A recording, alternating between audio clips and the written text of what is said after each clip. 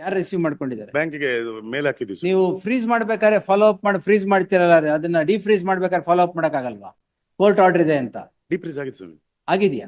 ರಮ್ಯಾ ಅವ್ರದ್ದು ಅಕೌಂಟ್ ಡಿಪ್ರೀಸ್ ಆಗಿದೆ ಸ್ವಾಮಿ. ಯಾರ್ದು? ರಮ್ಯಾ ಅಂತ ಹೇಳಿ. ಯಾರ್ದು ಅಕೌಂಟ್? ಪೆಟಿಷನರ್ಸ್ ಯಾರಿಲ್ಲಿ? 2, 3, 3, 4 and 7 ಇವ್ರ ಅಕೌಂಟ್ ಯಾಕೆ ಡಿಫ್ರೀಸ್ ಆಗಿಲ್ಲ? ನಮ್ಗೆ ಆದೇಶ ಬಂದಿಲ್ಲ. ಯಾರ ಆದೇಶ ಬಂದಿಲ್ಲ? ಅಲ್ಲ, ಕಮ್ಯುನಿಕೇಟ್ ಆಗಿಲ್ಲ ಸ್ವಾಮಿ ನಮಗೆ. ಯಾವ ಕಮ್ಯುನಿಕೇಟ್ ಆಗ್ಬೇಕು?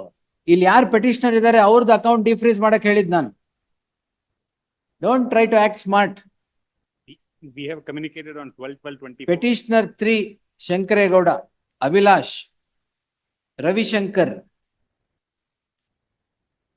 ಈ 3 ಜನದ ಅಕೌಂಟ್ ಫ್ರೀಸ್ ಮಾಡಿದ್ರೆ ಡಿಫ್ರೀಸ್ ಮಾಡಿ ಅಂತ 3 ಡೈರೆಕ್ಷನ್ ಕೊಟ್ಟಿದ್ದೀನಿ.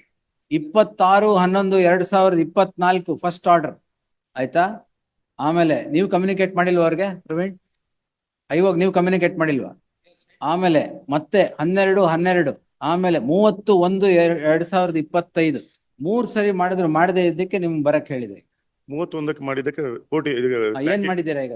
ರಿಸೀವ್ ಮಾಡ್ಕೊಂಡಿದ್ದಾರೆ ಸರ್. ಯಾರ್ದು ಅಕೌಂಟ್ ಡಿಫ್ರೀಸ್ ಮಾಡಿ? ಅಕ್ಯೂಸ್ ನಂಬರ್ 1 ಇದಾರ ಇಲ್ಲಿ?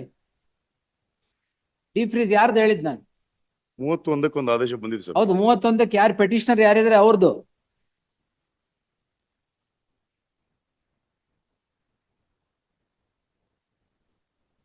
If you can't obey the orders of the court, we will make you obey. ಆತರ ಇಲ್ಲ sir. I will direct the DG and IG to hold an inquiry on this.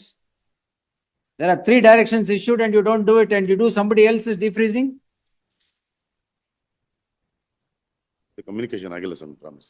We have communicated and Well, communication ಬಂದಿಲ್ಲ ಅಂತೀರಾ? Government, the additional SPP says communication has gone. ನಾನು ಬಂದಿಲ್ಲ sir. ನಾನು WhatsApp ಅಲ್ಲಿ ಅವ್ರೇನ್ ಕಳಿಸಿದ್ರು ಅದ್ಯಾಕೆ ಡಿಫ್ರೀಸ್ ಮಾಡಿದ್ರಿ ರಮ್ಯಾದು? ಅದು ಬಂದಿತ್ತು ಸರ್, ಲೆಟರ್ ಬಂದಿತ್ತು. First, there was ಟೈಮ್ ಇಲ್ಲಿ ಪೆಂಡಿಂಗ್ ಇರ್ಬೇಕಾದ್ರೆ ಆ ಬೆಂಚಲ್ಲಿ ಹೆಂಗ್ ಮೂವ್ ಮಾಡಿದ್ರಿ ನೀವು? ಈ case ಅಲ್ಲ sir. ಮತ್ತೆ Prior to the lodging of this matter, one complaint had been lodged against his wife. She filed one writ petition before the Honorable High Court, and that came to be compromised, and ಅದರಲ್ಲಿ ಡಿಫ್ರೀಸ್ ಆಗ್ಬೇಕು ಅಂತಿದೆ, ಅದರದ್ದು notification ಇವ್ರಿಗೆ ಹೋಗಿದೆ sir. ಈ ಕೇಸಲ್ಲಿ ಡಿಫ್ರೀಸ್ ಆಗಿದೆ ಅನ್ನೋದು ಐ ಆಮ್ ಇದು. there are 3 orders passed here. When will you defreeze it? Tumakuru town police station police inspector ಯಾರು? ನಾನು ನೀವೇನಾ? ಹೌದು. ಈ ಕ್ರೈಮ್ ಬಗ್ಗೆ ಗೊತ್ತೇ ಇಲ್ವಾ ನಿಮಗೆ? ಈ ಪೆಟಿಷನ್ ಪೆಂಡಿಂಗ್ ಇರೋದು ಅದು 31ಕ್ಕೆ ಆದೇಶ ಇದೆ ಸರ್. 31ಕ್ಕೆ ಆದೇಶ ಇಲ್ಲ. ಇದ್ರಲ್ಲಿ ಇದು ಡಿಫ್ರೀಸ್ ಮಾಡಿದಾರಾ? ಯಾಕೆ ಕಾಂಪ್ರಮೈಸ್ ಆಯ್ತು ಅಂತ? ಇಲ್ಲ ಸರ್, ಮತ್ತೆ ಆದೇಶ ಬಂದ ಸಮಯ ಮಾಡಿದ್ವಿ. ಈ ಆದೇಶ ಬಂದ ಮೇಲೆ ಮಾಡಿಲ್ಲ, ನಾನ್ ಮಾಡಿರೋ ಆದೇಶ ಬಂದ ಮೇಲೆ ಮಾಡಿಲ್ಲ. ಅಲ್ಲ, ಅದು ಕಮ್ಯುನಿಕೇಟ್ ಆಗಿಲ್ಲ sir. let him file an affidavit, my lord. ನೀವು ಅಫಿಡವಿಟ್ ಹಾಕಿ ಕಮ್ಯುನಿಕೇಟ್ ಆಗಿಲ್ಲ ಅಂತ. I'll I will ask the additional SPP also to file an affidavit. We will ask the DG or the IG hold an inquiry as to why the orders of this court are not being implemented. They are taken for granted. That can't happen at all. That can't happen. File an affidavit. Let him file an affidavit. I'll ask my office to file an affidavit. Your According office to- also shall file an affidavit. Communicate ಯಾವಾಗ ಆಯ್ತು? Yes. ಒಂದಲ್ಲ 3 order ಮಾಡಿ. S, ನಾಳೆ ಹಾಕ್ತೀರಾ? Affidavit ಹಾಕ್ತೀರಾ? ಡಿಫ್ರೀಸ್ ಮಾಡ್ತೀರಾ? Affidavit ಹಾಕ್ತೀರಾ? ಡಿಫ್ರೀಸ್ ಮಾಡ್ತೀವಿ. ಯಾರ್ದು? ಇಲ್ಲಿ ಆದೇಶ ಏನಾಗುತ್ತೆ ಅದು ಮಾಡ್ತೀವಿ. ಈಗ ಆಗಿರೋ ಆದೇಶ ಅಫಿಡವಿಟ್ ಹಾಕೋದು ಹಾಕಿ. May I make a submission? Yes sir. We don't have objections to allow this petition, my lord. Allow the petition. Reason is this one. Ah.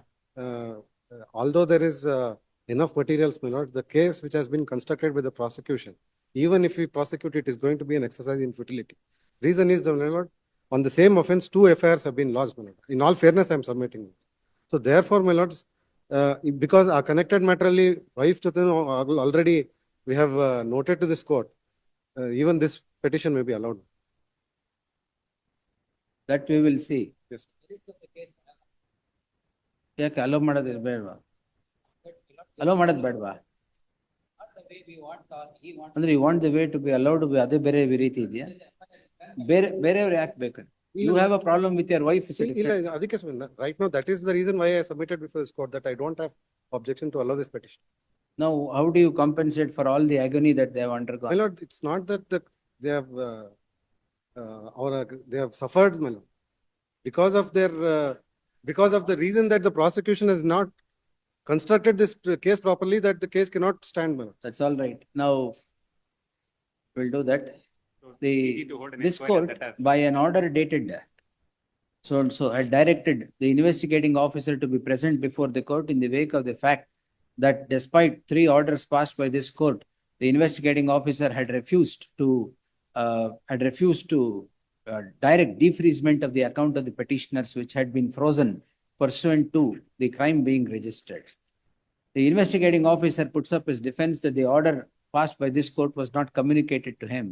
The additional SPP submits that the office of the state public prosecutor had communicated the orders passed, every order passed to the investigating officer.